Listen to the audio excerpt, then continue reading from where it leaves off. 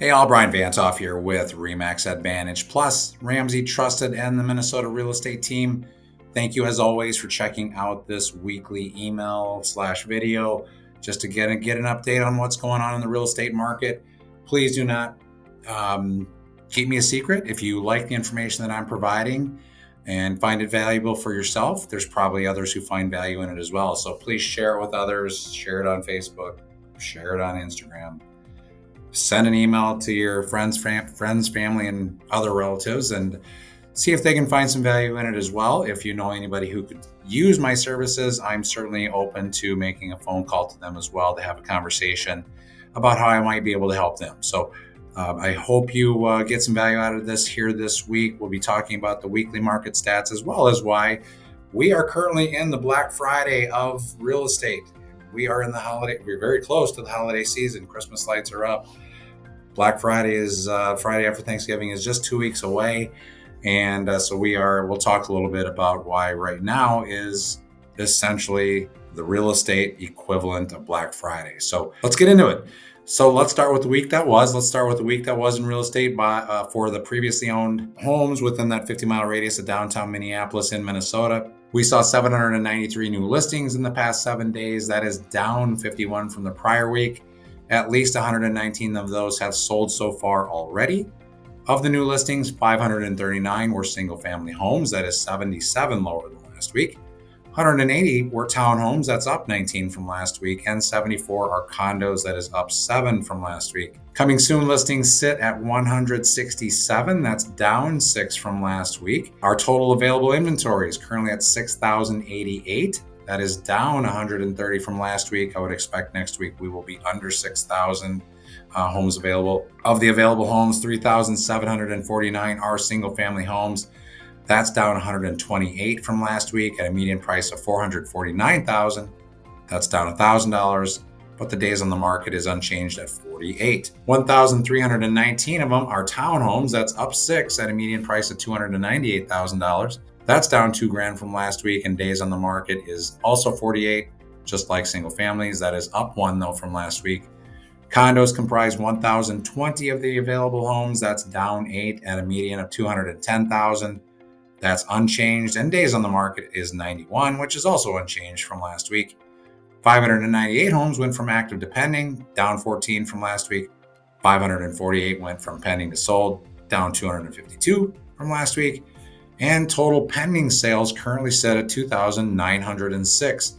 That is up actually 23 from last week. So a little bit of a spurt in activity here last week, it looks like. So mortgage rates are pretty much unchanged again from last week, with the good mortgage broker having a 30-year fixed mortgage rate for single family homes somewhere between 6 1/8 and 6 3/8. We are about 1/8% higher than 30 days ago.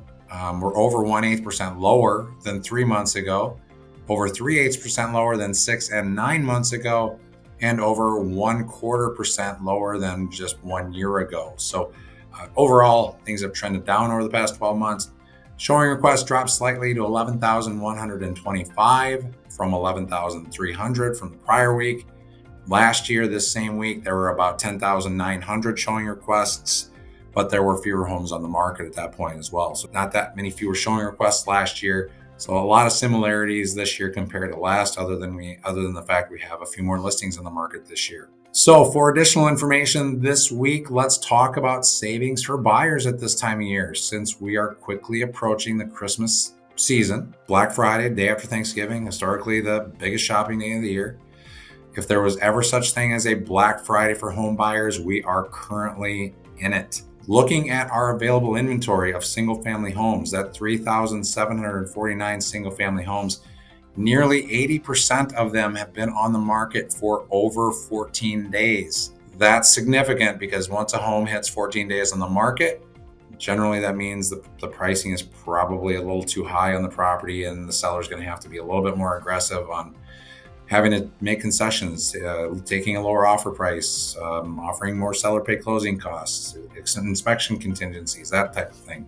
So that is one thing sellers have to take into account. So 80% of our single family homes that are still available on the market have been on the market for more than 14 days. That is a significant number, in my opinion. Of our currently available homes that have been on the market for more than 14 days, over half of them have made price reductions already, with an average of nearly 6% off of their original list price. A seller's original list price is what a seller and or their agent thought the seller's home was worth at the initial time of listing. The real estate market told them otherwise, that the home, was initially overpriced, improperly marketed, or prepared for the market poorly.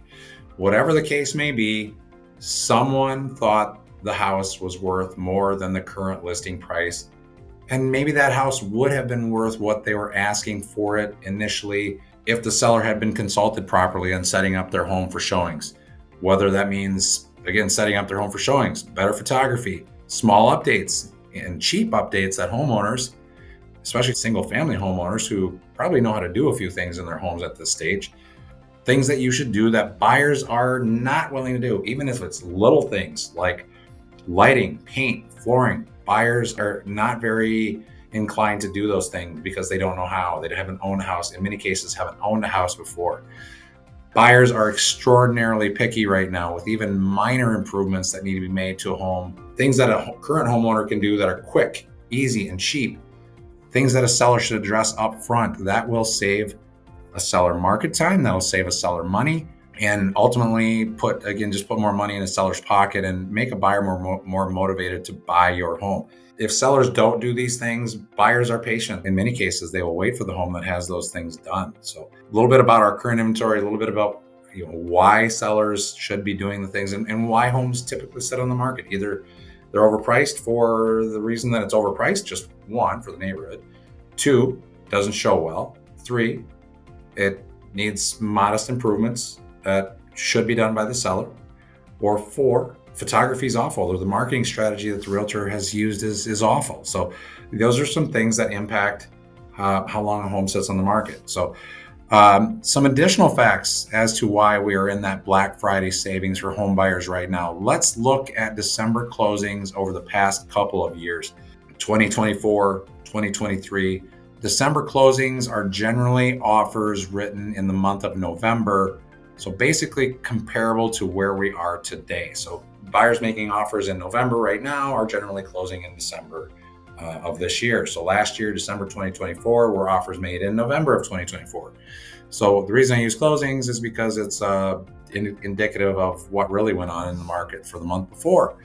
For December 2024, we saw 2,085 closed sales of previously owned single-family homes within that 50-mile radius of downtown Minneapolis in Minnesota. 35% of those sold in 14 days on the market or less, and those homes received, on average, 101.4% of their original list price and took no price reductions. The remaining 65% that sold over 14 days received on average 95.1% of their original list price. So more than 6% difference on average for the homes that sold in the first 14 days compared to the homes that were on the market for more than 14 days. In addition, even after taking the price reductions that they took, those sellers on average had to take an additional 2% less than their reduced price. So, and then if we look at December 23, we see very similar characteristics. In December 2023, we had 1,784 closings. 34% of them sold in the first 14 days on the market, and they closed at about 101% of their original list price with no price reductions. The homes that were on the market for over 14 days received 94% of their original list price, and also accepting even 2% lower than where they were currently listed at, than even their current asking price after 15 days. So 14 days or less is at the time when the seller generally sees the best offers and the most money for the home. After that, sellers tend to be fighting for the bottom, unfortunately, and have to be a little bit more negotiable on accepting offers. But let's look at the contrast, though. So by contrast, let's look at June of 2025, when there were 3,301 closings, and June of 2024, when we had 2,966 closings. These are basically just 6 months later from the Decembers that I just talked about. And really kind of during the height of the spring market, offers made in May of that year to close in June typically. In June of 2025 and 2024, 62% of single-family homes sold in the first 14 days on the market. In contrast to December, when only 35% of homes sold in the first 14 days on the market. I mean, that's a pretty substantial market difference when 62% of all single-family homes sell in the first 14 days in June compared to 35% of all homes sold in the first 14 days in December.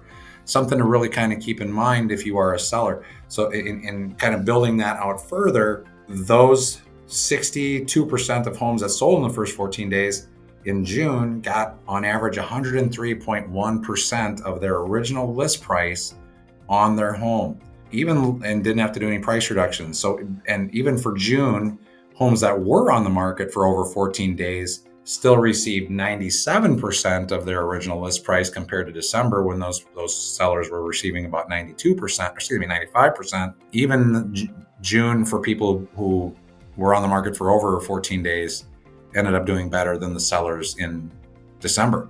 So even if those homes in June were on the market for over 14 days, sellers only had to negotiate an additional 1% off of whatever their current list price was. So May, June is just a better time. Well, any spring market time. February, March, April, May, June, all those times are generally better times to be a seller, where you generally are in a little bit better position of power, just looking at these stats. I think the big thing that stands out to me is that in December closings, only 35% of homes sell in the first 14 days. In June closings, over 60% of all listings sold in the first 14 days on the market. To me, that's kind of the whole story right there as to why we are in the Black Friday of real estate, why this is the best time, if you can find a house that meets your needs, to be a buyer out there. So what's the moral of the story? Sellers generally do better when they price their homes appropriately right away, no matter if they sell in November or May, but end up with more money in their pocket in the spring market. Sellers sell at almost twice the speed in the spring compared to this time of year. Buyers can generally get significant concessions from sellers of homes that have been on the market for over 14 days, and even greater benefits at this time of year.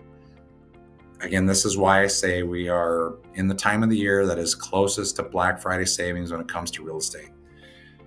When you're talking about homes that are hundreds of thousands of dollars in price, saving even 5% on that means tens of thousands of dollars of savings.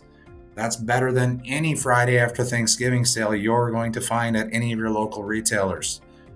Just saying. If anyone you know wants to take advantage of where we are in the market today, wants to take advantage of Black Friday savings, please reach out to me. I'm here to help you or anyone you know benefit from the current state of the market.